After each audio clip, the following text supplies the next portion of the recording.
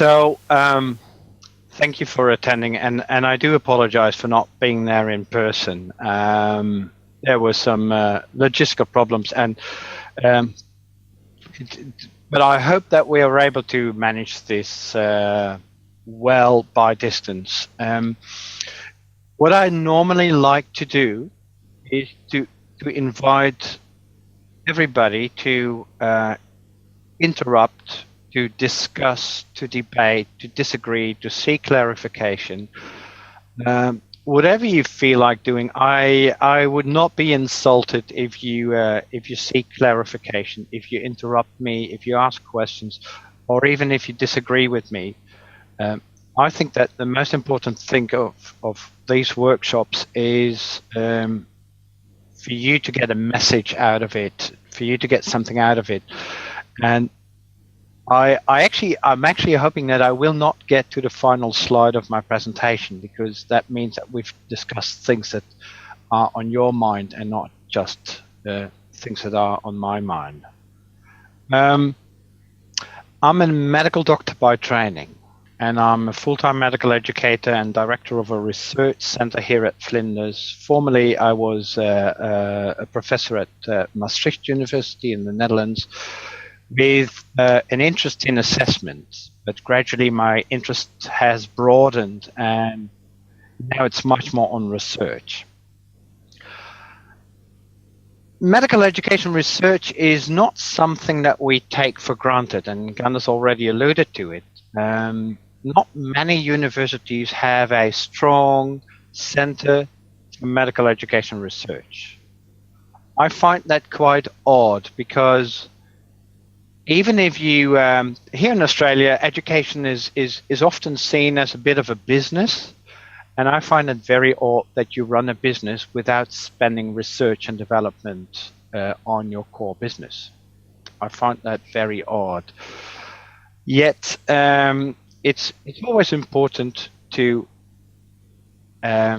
convince people, to explain to people why medical education research is needed.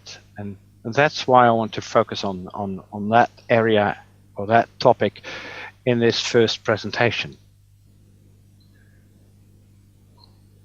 Now, this is all very nice, but sorry, here's a little hiccup.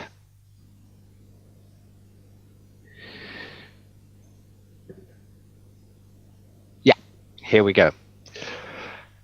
So the question I always get is, all this medical education research and development, it's all very nice, but does it actually make better doctors? Which is a very difficult question to address, and therefore I always choose a simple answer. I say, yes, it does.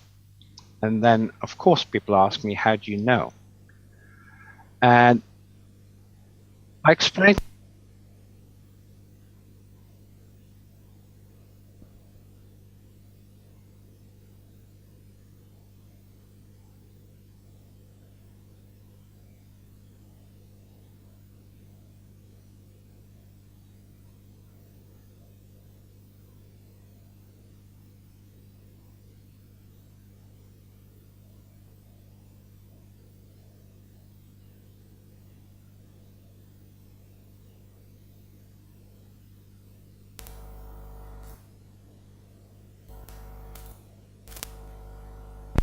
Navigating tests, at navigating examinations, etc., or is it somebody who's a better team leader? Is it somebody who's more empathic or more compassionate or more reflective? If you ask 12 people what they think is a good doctor, you'll probably get 20 different opinions. So it's a very complex and multifaceted phenomenon to describe who's going to be the better doctor. So the question, does medical education research produce better doctors, is a bit like, have MRIs and the use of CT scans improved the health of the Australian population? It's a question that you cannot simply answer by doing a comparison. And we assume it has improved the quality of the Australian health of the Australian population, but it doesn't mean that it's a simple answer. So here again, there is a yes, but. So let's look at some of the evidence. Again, what is health? And it's a similar difficult question like I just asked about medical competence. What's a good doctor? What is health? Is it lower mortality? Is it less morbidity? Is it more feeling of well-being? Is it a better care of the terminally ill, better palliative care? Is it more effective prevention, etc., etc.? So it's actually a fundamental question, and it's a very complex question. And therefore, what we typically do in research is we do not focus at the single study, we focus on programs of research. And the question how our research is going to make better doctors is by first doing some fundamental research, then redesigning or improving our education and looking at optimizing our education. And it's only then when we do the research that most people are looking for, the comparative research, and demonstrating that one is better than the other. But you can't do the justification research, the comparative research, or the causal comparative research without having done fundamental research. I mean, that's not new. You probably all know that before you do a drug trial, there's a lot of lab research. First, there is a lot of fundamental research into the role of receptors and metabolism, etc., and the type of the disease and the etiology of the disease you're trying to cure. Then there is a lot of animal experimental research. There is a lot of research in trying to increase the pharmacokinetic or pharmacodynamic properties of a drug, decreasing a first pass effect, improving the biological availability and what have you. And it's only when everything is being perfected and the pharmaceutical company or the researchers think that now they've got the optimal drug, only then will people start with the drug trials, the phase 3 trials. And that's all good and well for drug research, but what we increasingly got to understand in medical education research, or in education research more generally, is that what works in one country does not necessarily work in another country.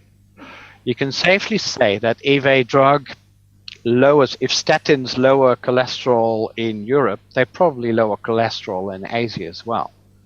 But you cannot simply say that if an educational approach works in Europe, it will work in an Asian or an African context.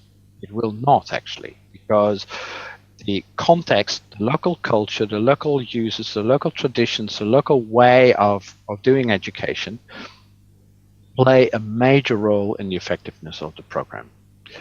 So I cannot stress enough that the fundamental research into how people learn, how people are best assessed, and how people are best evaluated is, or how to best design educational programs, is very locally dependent. So what we feel is important is that you understand the theory, that you understand the fundamentals of human learning, assessment, and educational design, that you look at what works in one context, why it would work and why it would not work in another context, and that you build programs of research. Let me please elaborate on the middle portion.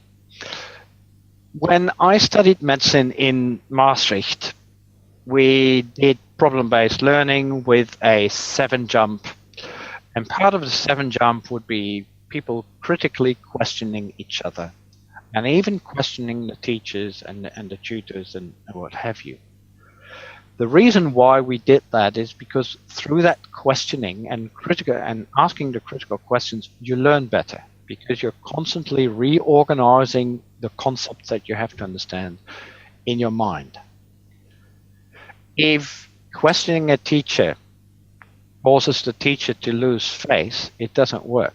The principle of constantly trying to reorganize concepts in your mind and be actively involved in understanding still holds, but you have to find different ways to make that educationally sound.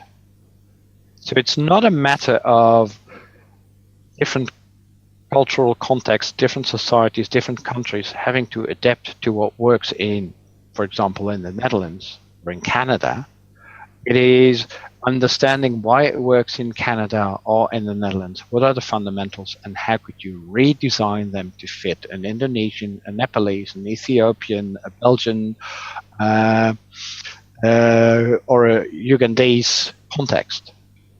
That is the purpose of medical education research, and that's why medical education research is so important, because if you don't do that and you simply take something that works in Maastricht and put it to Yogyakarta and take it to Yogyakarta and implement it at University Gajah Mada, it's actually more likely that it will not work than that it will work, unless you understand it. So the bridge between theory and practice, so the literature and the fundamental studies and practice, has to be built. And it has to be built on a personal level. So you need people who are brokers, people who are knowledge brokers, people who can translate the theory to practice, and people who can translate practice to theory. But you also need to build it into your organization. And I will explain that further. Let me give you one example, and I will describe it extensively, but one example to show that the matter is complex and that not doing your homework is very costly. And it is in the field of assessment of clinical problem solving. So the intuitive notion of assessment of clinical problem solving, specifically in the 1960s and 1970s and early 1980s, was that clinical reasoning or clinical problem solving is a thorough method of collecting information, analyzing that information, and weighing or balancing all the possible solutions, rank ordering all solutions, focus on the most probable ones with the diagnostics, and then rule them in or out according to the results. That's how we typically try to teach clinical reasoning. So you do your history, you do your physical examination, you set up a differential diagnosis by analysis, you rank all of them in order of likelihood, then you come up with a diagnostic management plan, and eventually you end up with your most likely hypothesis. And the assumption was that that is what every doctor does. So not surprisingly, when an assessment had to be developed for that, they tried to mimic that process. And the typical approach in the 1960s, 70s, and well into the 1980s was a patient management problem, a long branched scenario trying to mimic or to emulate what would happen in real life. So you would start with the initial complaint that would be given to a student, and the student then, or the candidate then, had to do all kinds of history-taking questions. And the candidate would only get the answers to the history-taking questions he or she asked, and would not be given the answers to the questions that were not asked.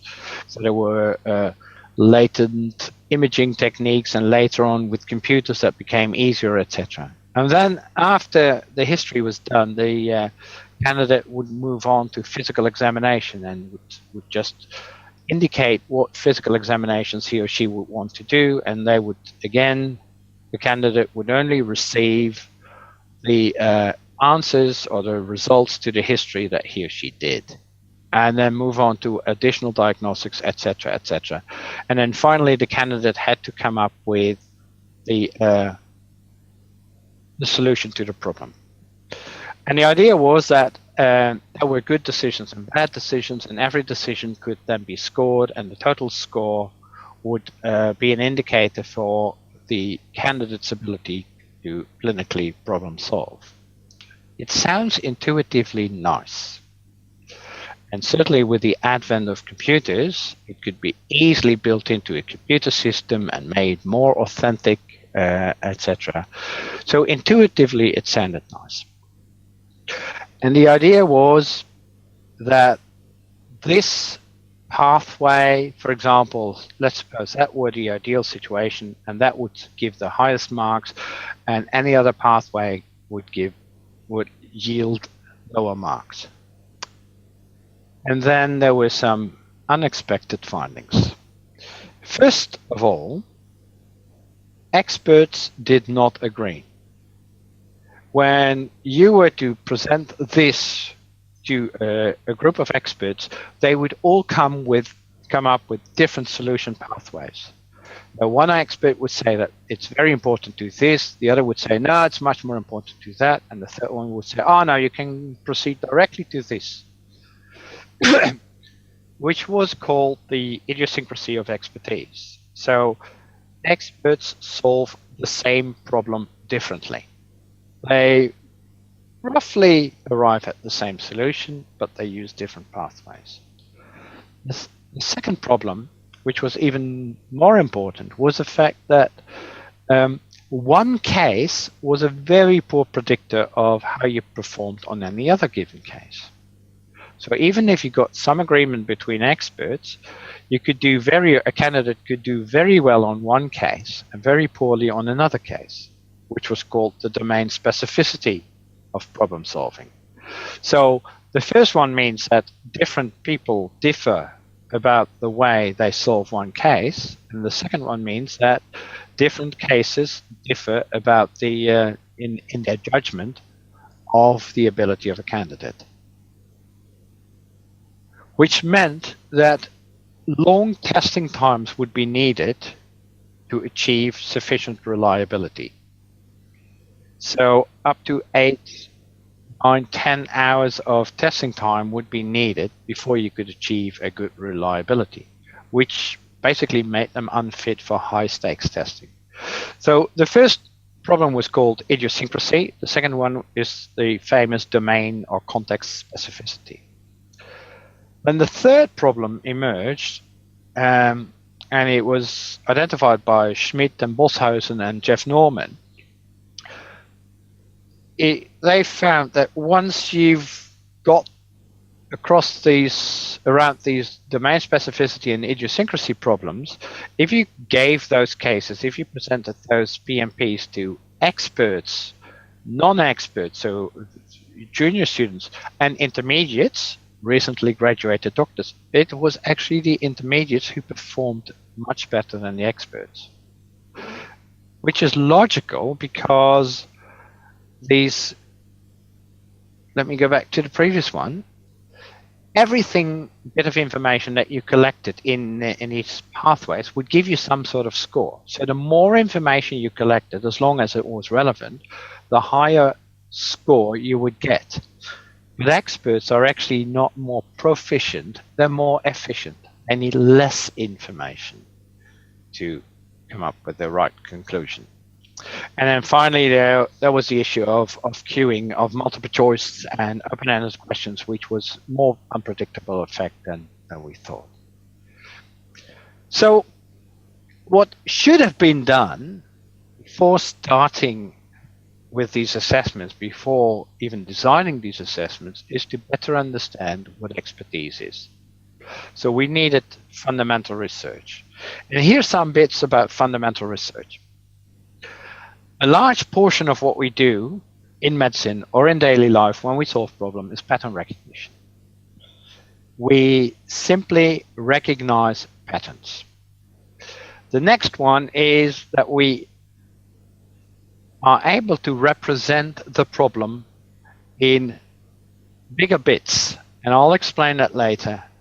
The third one is that we see analogies and differences between seemingly different problems, that we're better able to link different problems and to understand the relationship.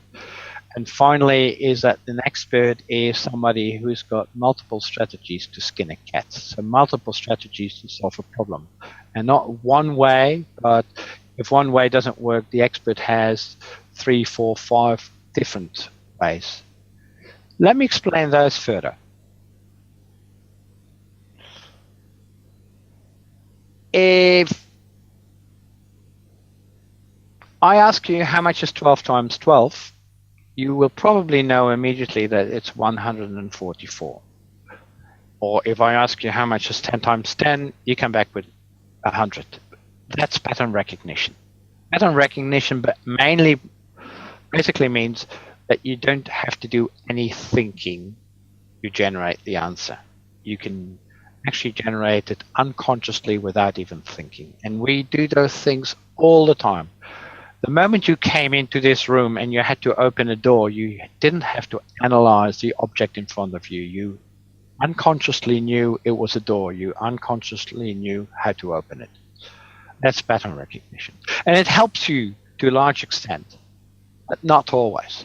Because 17 times 17 is something that most of you will not be able to solve by pattern recognition. And it will take you more effort to come up with the answer 289. And I've used the example so often, I know now by pattern recognition it's 289. But what you still do is you still recognize 17 as a pattern. You still recognize the concept of multiplication as a pattern, and you still recognize the equal as a pattern. So instead of being able to represent it as one chunk, as one pattern, you have to split it up in 3 different patterns, and then you do the algorithm. The point is, there is no way I could tell whether you solve this by pattern recognition or not. There's nothing in the assignment, there's nothing in the test item that tells me whether you are going to solve it by multiplying it painstakingly or by mere pattern recognition. It's what you've learned. And I couldn't say, well, 12 is less than 17, so 17 is probably more effortful because 25 by 25 is 625. That's what we know. And again, so the things that we've memorized are the things that we solve by pattern recognition, and the things that we haven't memorized are the things that we have to more analytically solve.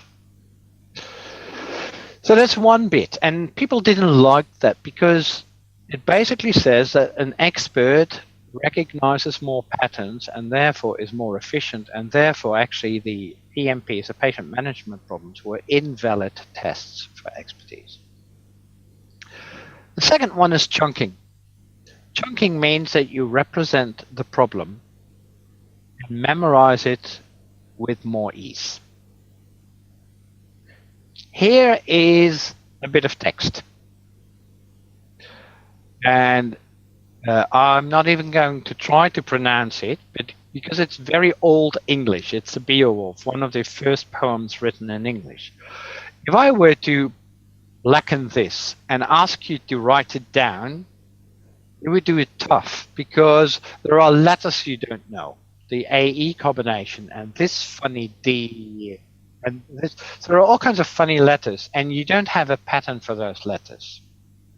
If I were to translate this to normal or modern letters, but I've taken out the vowels, I would actually increase the number of characters. There are fewer characters here than there are here, yet it's easier for you to remember. It's easier for you to store this into your working memory. And if I increase the number of characters even further and add the vowels, the words become meaningful. And now you can actually remember much more. So instead of having to remember how exactly to write this funny letter, you probably could remember praise of the prowess or the people kings or the spear-armed Danes, etc. You would remember them, you will remember this text in larger chunks. I severely suffered from a chunking problem when I tried to learn a bit of Bahasa Indonesia, because Bahasa Indonesia was much more like this to me. I had nothing to link to. So if you try to learn something that's not meaningful or trying to solve a problem that's not meaningful for you, that has no link with what you already know, you do it very tough. Am I still making sense? Do you have any questions at this point in time?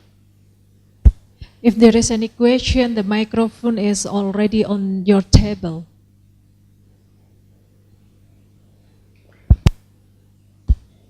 It seems no question so far, Lambert, so you can go on. Okay.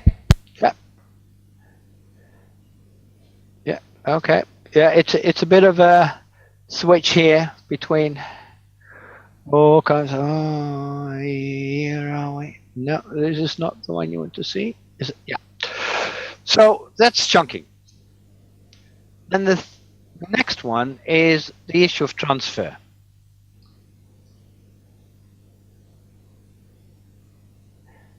There are three different ways of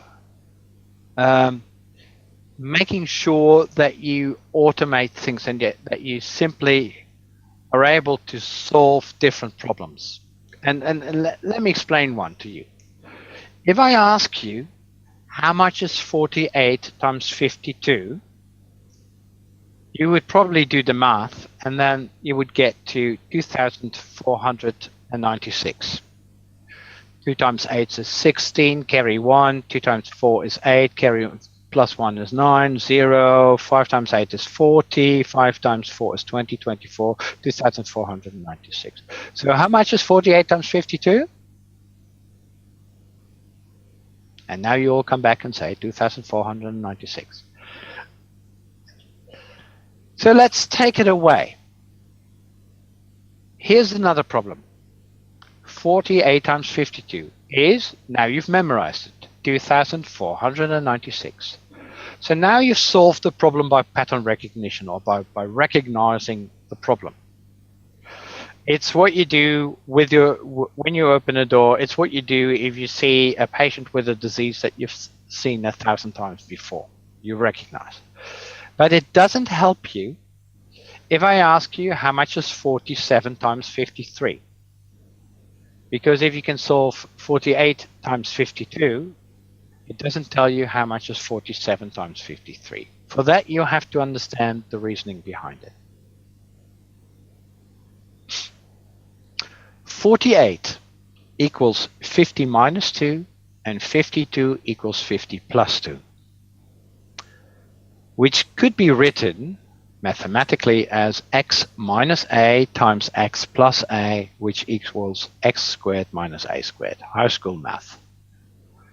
Now, the problem can be represented as 50 squared minus 2 squared, which is 2,500 minus 4 is 2,496. Yeah? So 47 times 53 is 2,500 minus 3 squared minus 9 is 2,491. This is a mathematical example, but it's actually what the basic sciences do in medicine. You understand the reason why a patient with a certain disease has certain symptoms and findings, and therefore you can understand that disease and you can understand the differences. That's how you, for example, learn why hyperthyroidism and hypothyroidism often have opposing findings. Why a hyperthyroid patient has a heat intolerance and a hypothyroidism patient has a cold intolerance. It makes sense. And understanding this deep structure is incredibly important for transfer. Because if you don't have that transfer, you have to memorize every patient and every disease and every solution. If you understand the deep structure, you can actually link them together. Am I still making sense? Okay, well then finally, when I studied medicine, I was taught communication skills, and one of the communication skills was to always ask the patient what they thought was the matter. And I always taught that as a single question. So always ask the patient, and what do you think is the matter? And typically, you would get many different answers. I don't know. My first patient actually literally said, why should I know? You're the doctor. My neighbor said it might be pneumonia. You get all kinds of answers that do not really help you. Only the final one would help you, because the concept is you need to understand why a patient is coming and what their concerns and worries are. So there are different ways of asking that. And instead of just always asking why, what do you think is the matter, you could say, is there anything specific you're afraid of? You seem worried. Has anyone made a suggestion about what it is? What do you want me to specifically check? What made you decide to come at this point in time? There are many ways, and an experienced doctor, an experienced communicating, will have this repertoire of strategies and dealing with each patient at an individual basis. That's expertise. Now let's go back to the patient management problems, because the management problems thought it was a sort of step-by-step forward reasoning. They thought it was a stable feature. Once you're a good problem solver, you're always a good problem solver. They thought it was a generic trait or a single trick. We teach you one trick and now you can solve any medical problem. And they thought it was all based on thoroughness of information gathering. The more you ask, the more you investigate, the better doctor you are. And we know that all these reasonings are not true now from fundamental research. So reasoning is at best post hoc. It varies from context to context. It's highly domain specific. Somebody can be a very good problem solving in a certain domain and a very bad problem solver in another domain. And it's not about thoroughness. Good problem solvers actually go for the good is good enough solution. They don't go for the perfect solution. They go for the efficient good is good enough solution. That's what an expert does. So take it back to the PMPs and take it back to the reasoning, or the reason why we should be doing medical education research, why we should do the fundamental research before we start inventing new education methods. Because we wouldn't have wasted millions of dollars on these patient management problems. And in America, they've used computer-based PMPs, millions and millions of dollars. Thousands of students would not have been unjustly failed or passed, because there were severe validity and reliability problems with these assessment methods, which means that you are making false decisions in many cases, that you are passing students who should have failed and that you are failing students who should have passed. And we wouldn't have wasted a lot of hours on this.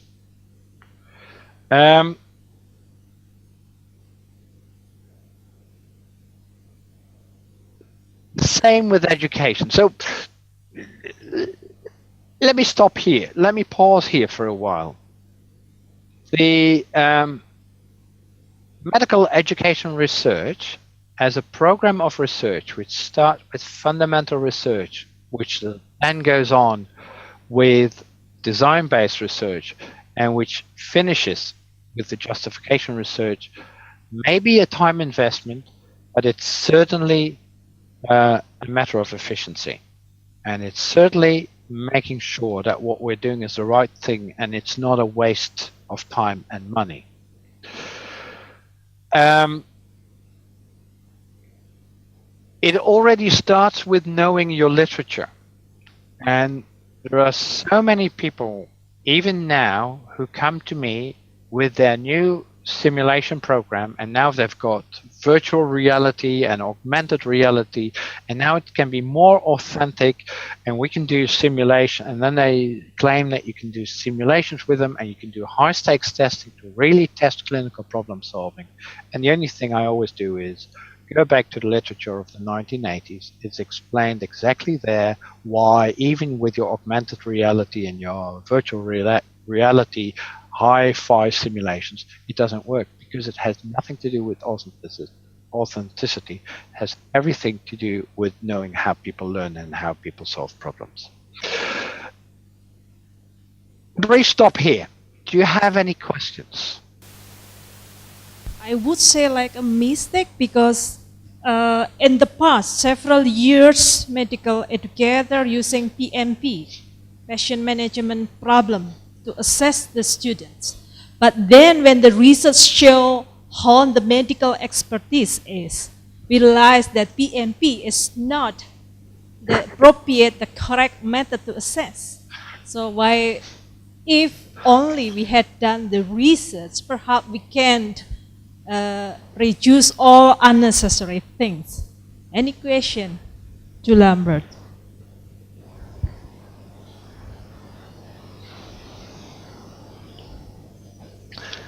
Yep.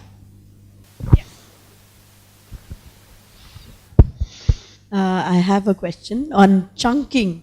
How do we ensure that we chunk it appropriately? Because even the third example which you gave, it was quite difficult for me to even comprehend what it meant. So is there any simplified version of that so that we can make sense out of it? Because this is usually a problem when we teach. How do we make students understand what we are trying to convey? And making a meaningful chunk is a challenge for us. Yeah. Thank you. That's a very important question, and there are a couple of things in response to that. First of all, of course, my example, I went very quickly through the examples, and it was just an illustration, and then even in mathematics and not in medical education. The chunking is probably the most essential part of learning.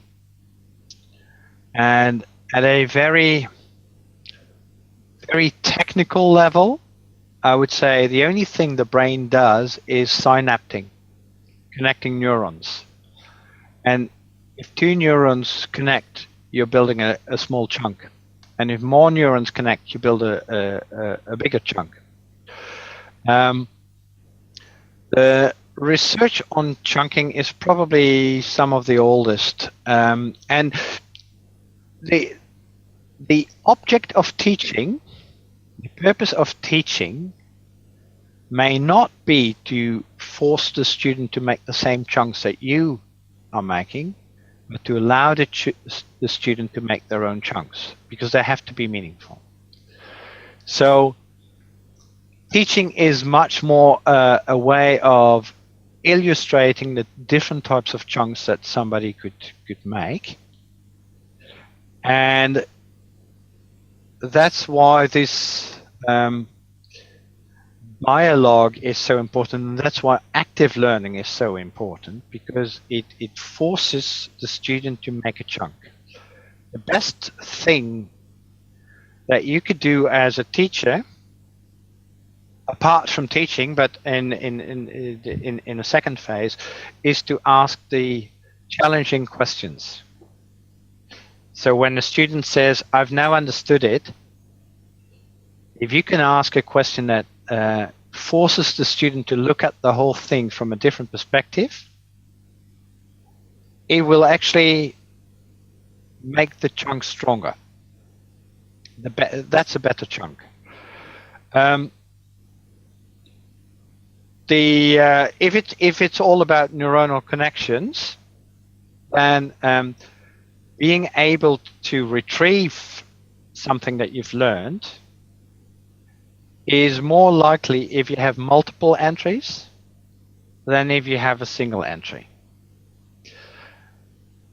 There are two things, for example, I've learned during my medical study, and one is that the major histocompatibility complex is located on chromosome number 6.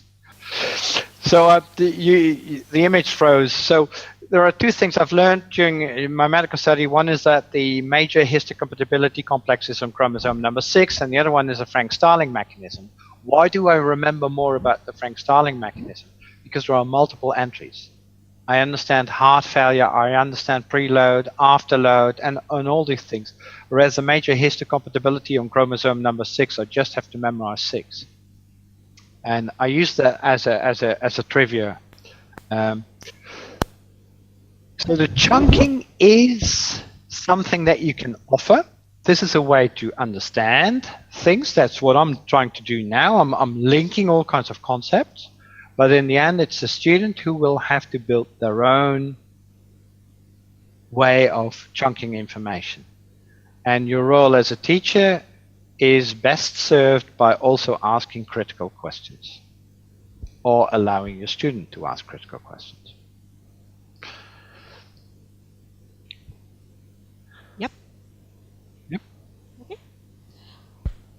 Thank you. Yep. Okay. welcome. Lambert, you already provide very good example regarding PMP and clinical reasoning. The participants in this room come from various backgrounds, but I guess that most of the participants very familiar with problem-based learning. Could you give me one more example regarding problem-based learning? So for example, how did PBL done in the past? What kind of new research tell us about PBL? And then what modification should be done regarding PBL based on the recommendation of the research? Yeah.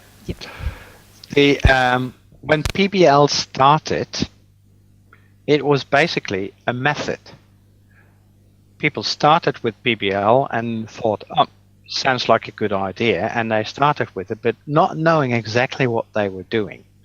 And that's a risk, because if you do things in a certain way and you don't know exactly why you're doing things, they ritualize. They become frozen. So, and I was culprit. I mean, when I was a junior staff member, I also went around the world and talking about this is how you should do PBL. That was a big mistake. I mean, there is no one single way to do PBL. There is no better way to do things, or there is no universal better way to do PBL. So, if we want to look at the fundamentals of PBL, there are three elements: learning in a context, learning as an activity, and learning in collaboration. So learning in a context means it's meaningful. Learning as an active process means that it's a student who has to do the learning. Nobody else can do the learning for the student. It's a student who has to do the learning. And the role of collaboration is the one I've already alluded to. In collaboration, the other one, once you think that you've understood it, the other person asks the questions that make you think, oh, I didn't consider that. And that leads to better learning. So contextual learning.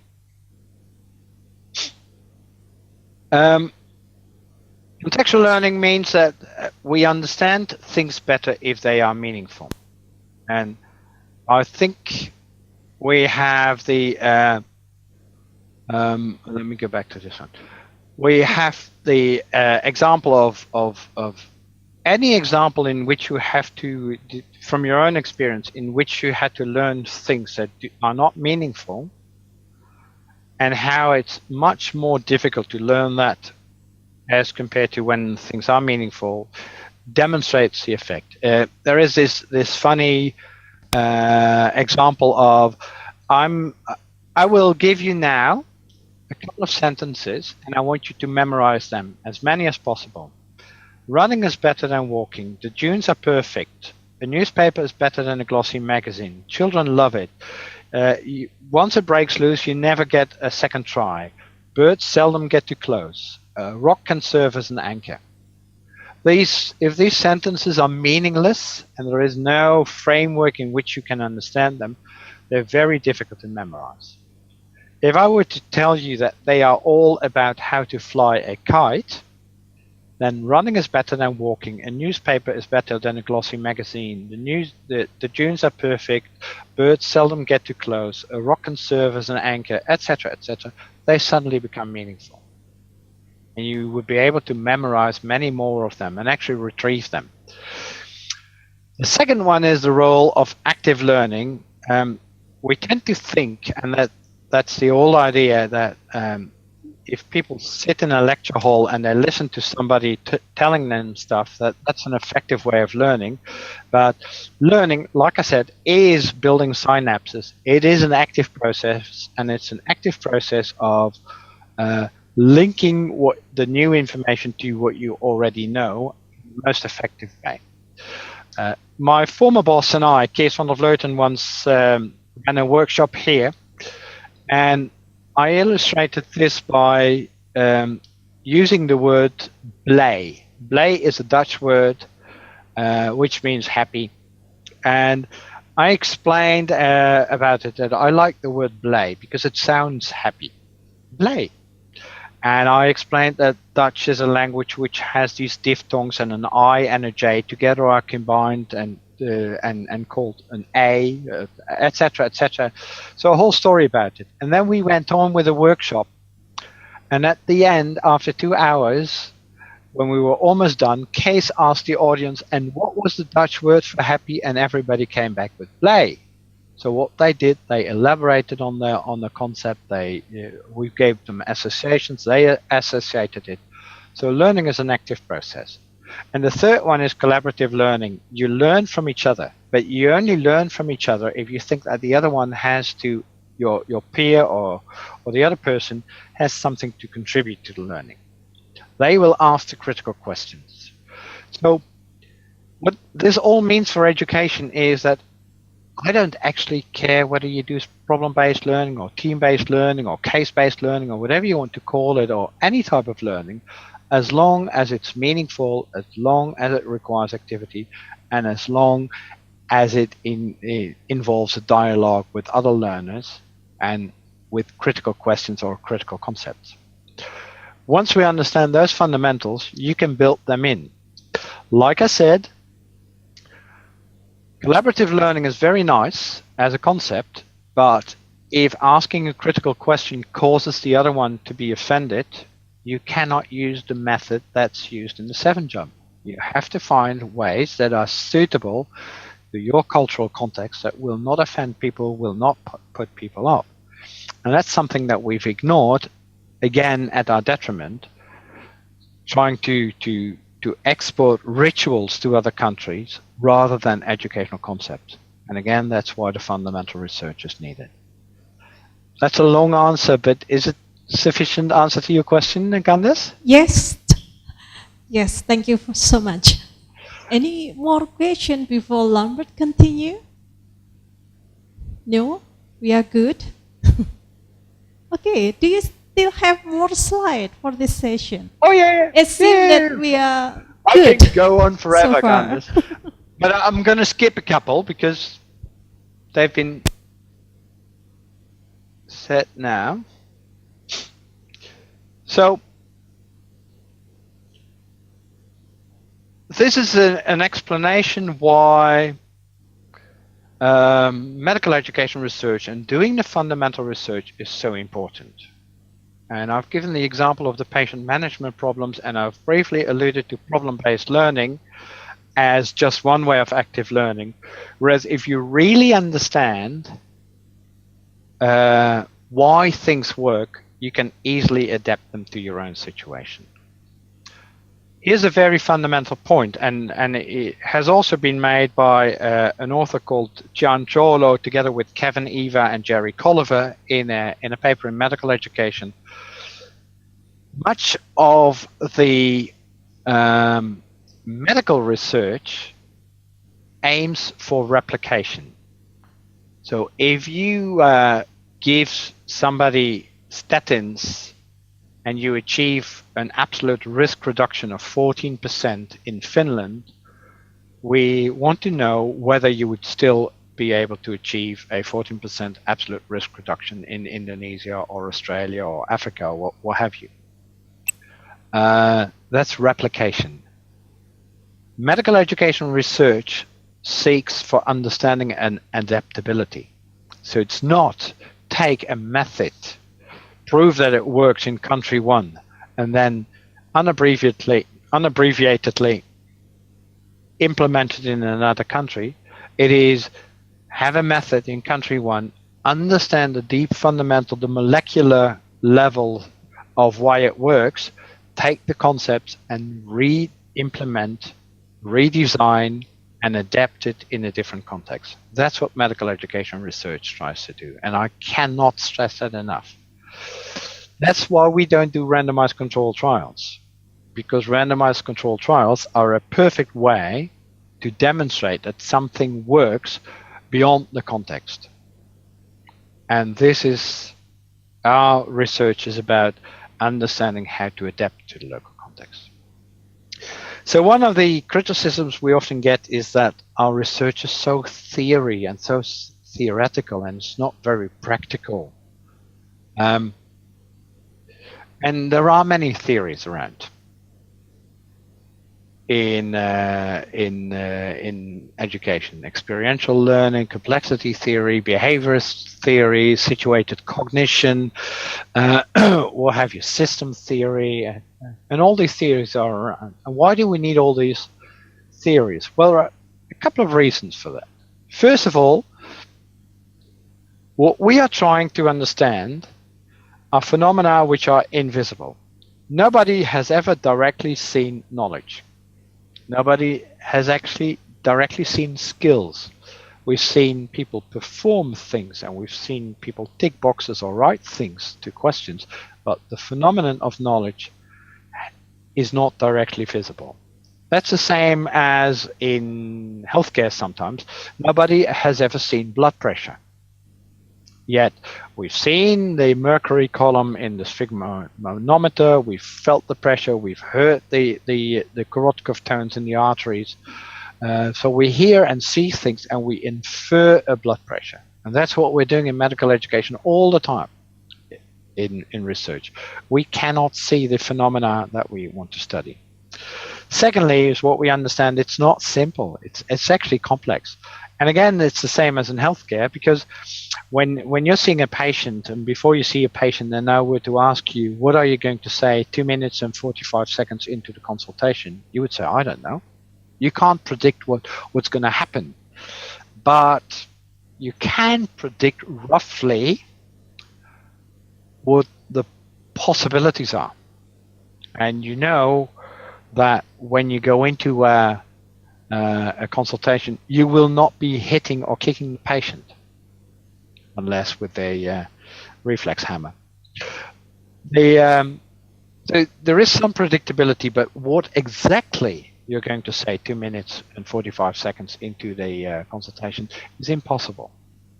So that's not what our research should be focusing on understanding simple problems. Our research tries to understand complex interactions. And then we've got an extremely broad research domain. With one of my former PhDs, we're putting people in functional MRIs, and we look at activation patterns of the medial prefrontal cortex, and we've got brain images and Holter EEGs, etc., and all those things. And one of my other PhD students is doing an ethnographic study into the culture around clinical reasoning in the emergency department. So from very quantitative to very qualitative, from very logical positivist to very social constructivist, we do it all. It's an incredibly broad domain. If you ever want to be a researcher and you never want to be bored for the rest of your life, get into medical education. You will never be bored. But medical research is quite theoretical as well. The only thing is we don't recognize them as theories anymore.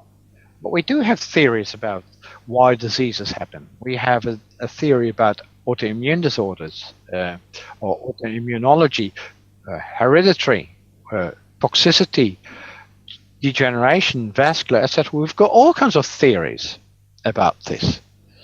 And actually, since one of the biggest example of a theory shift in my own experience was when I studied medicine. Gastric ulcer was basically a psychosomatic disorder, and now it is an infectious disorder. It's a Helicobacter pylori disorder. So that theoretical lens from it's all psychosomatic has dramatically changed into it's an infectious disorder. The second one is that we have complex interactions, but let me get to the importance of theory again. Because if you have a theoretical lens, if you understand the theory, if you understand how you're looking at things, not only leads to better understanding, it certainly leads to better research questions, better predictions, and better interpretations. And I'm going to give you some examples. There is a phenomenon which is called longitudinal integrated clerkships. And a longitudinal integrated clerkships in education means that instead of doing a student doing their block rotations, 12 weeks surgery, 12 weeks internal medicine, 10 weeks GP, 8 weeks neurology, and what have you, they actually do all these disciplines at the same time. So instead of having block rotations based on the organization of healthcare, you could say they're positioned with a GP, with a general practitioner, and they follow the patient if the patient is referred. And that way they actually use the patient as an integrating factor. So why do they work? And they do work well. Why do they work? Well, here are a couple of theories how you could look at it.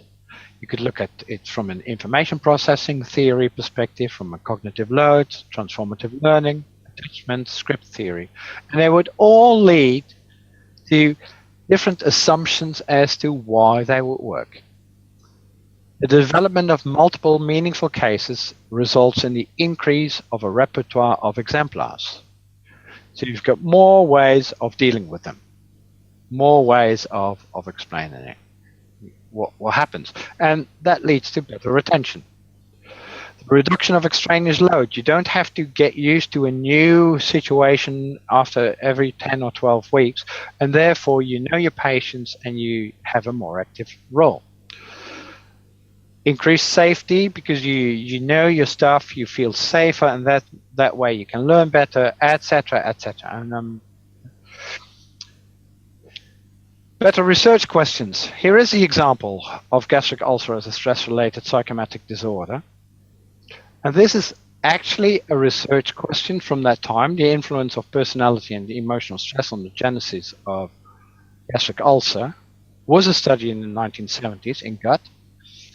And now it's much more about which antibiotics to use. So having a stronger theory actually makes you ask better questions. It better helps you to understand what you should do with the results.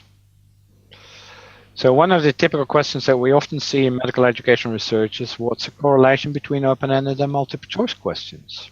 And we typically find la-la correlations. What does that mean? The question is actually not what the correlation is. The question should be, which of the factors contributes most to the validity of a test item? Is it the content or the format? Theory will tell you why this is a relevant question. I'll go on. And then finally, better interpretations. Here is a hypothesized scientific debate between those people who thought the Earth was flat and those people who thought that the Earth was a spinning globe in the universe. Let's replay that discussion. The people from the flat Earth say, "Oh, what a nonsense. If it were a spinning globe, that would be great. It would be odd. If I jump, I land exactly where I started. If it were a spinning globe, I would have landed somewhere else because the globe would have spun underneath my feet. Even if it's only a little bit, it should be noticeable." So they refine the hypothesis and say, well, there is always a bit of deviation, but it's non-systematic deviation. Because if the Earth was a spinning globe, I would have found systematic deviation in one direction, but it's all random. So they do an experiment with the appropriate statistics, and they replicate it everywhere, with high temperature, low temperature, with high humidity, low humidity, northern hemisphere, southern hemisphere. The only thing they find is the same outcome of all experiments, non-systematic deviation. Then they use a barrel and a cannonball to see whether there is a human factor, and they also find there is actually no deviation, and it's actually a repeated falsification of the theory that the Earth is a spinning globe. So here you've got your experiments, and you've got all the nice principles, and they're very well conducted experiments, and the only logical conclusion is that the Earth cannot be a spinning globe in the universe. Yet we all know that that's an incorrect conclusion. And why is that? Because what we haven't taken into account is the phenomenon of inertia. That theory That theory was only discovered a couple of years later. So if we don't have adequate theories, we cannot interpret our results. Put it differently, for those of you who work with diagnostics, the prior probability of a diagnostic test is the most significant factor for the post-test probability. So the theoretical framework before an experiment is the most important thing to make sense of the results. Otherwise, an experiment is just a random step in the dark. Second one is we've got, and I'll go a bit quickly for time, we've got complex methodologies and epistemologies. And I will go a bit quicker here because there are different ways of looking at professionalism. We could look at it as a personality trait, like the color of your hair or what have you, or your body height, something which is inalienable to you. We could look at what we see as professionalism, how that changes in context and cultures, but each of these elements of professionalism requires a different view.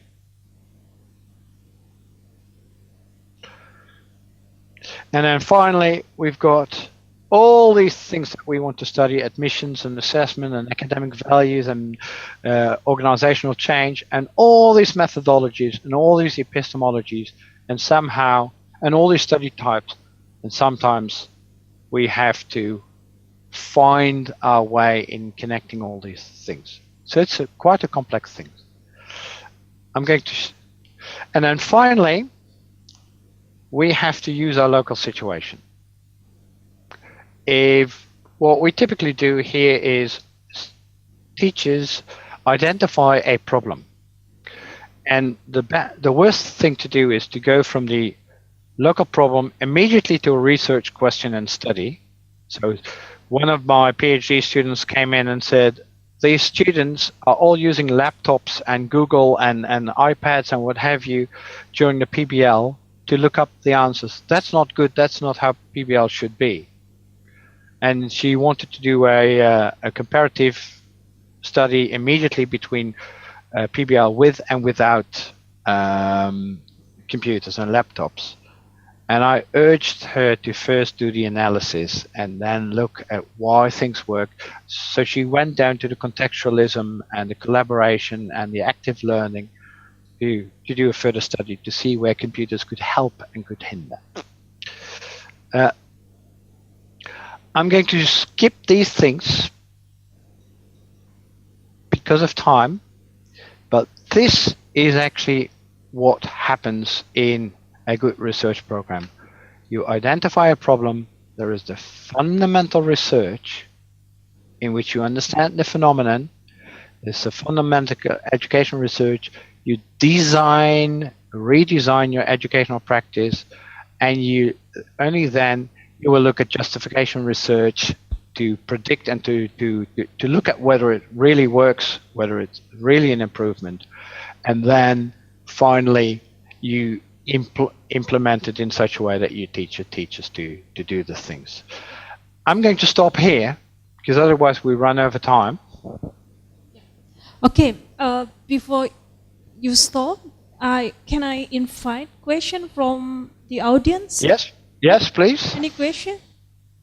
Yeah. Lambert, most of us in this room are practitioners. We are anatomists, we are internal medicine, we are anesthesiologists, we are OBGY, we are surgeon, we are public health practitioner, we are nurse.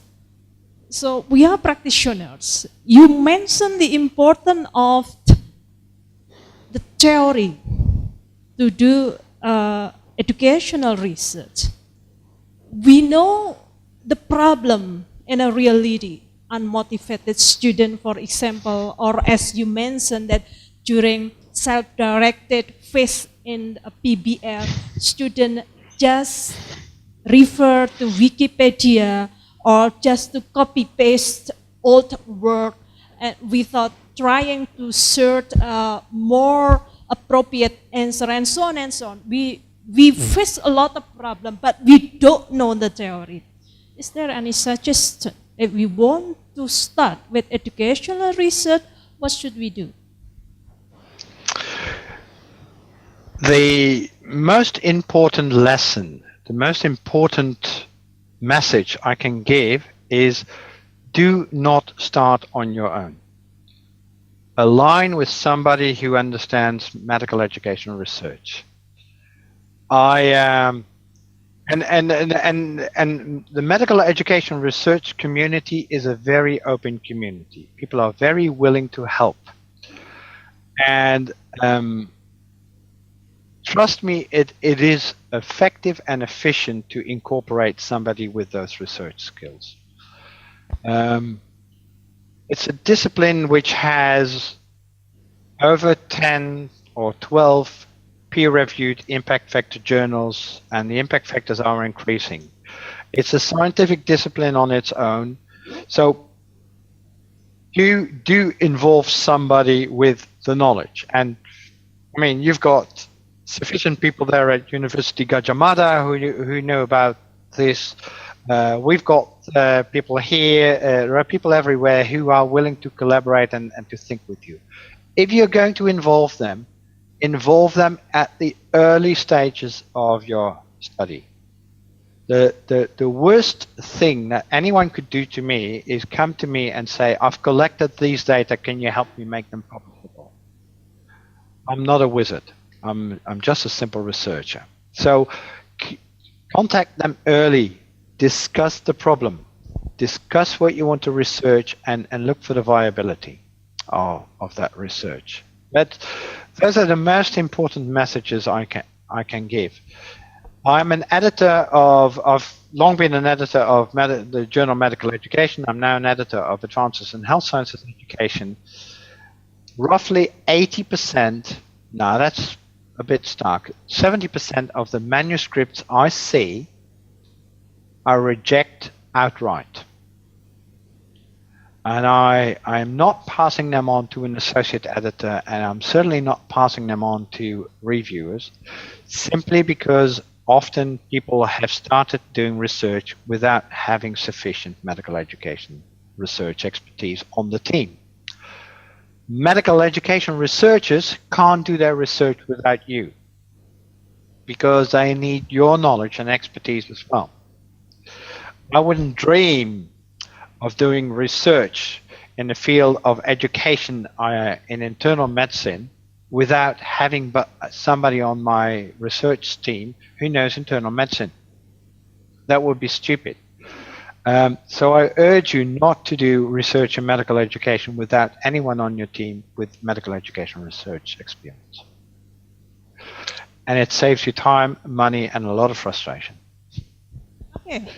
Thank you for the answer. This is for the first session. We're going to meet again at 11:30 our time, or 2:30 Flinders time, Lambert? No, 3 o'clock. 3 o'clock? 3:30. Yeah. Sorry, 3 o'clock. Yes, 3 o'clock. Yeah. 3:30. I forget. It's not 3 hours, but 3:30. Sorry. So we will have a coffee break here. I wish I could offer our coffee to you. Okay, see you soon. Thank you so much for the session. Okay. Yeah. Bye, guys. See you. Bye. See you. Oh, we give applause.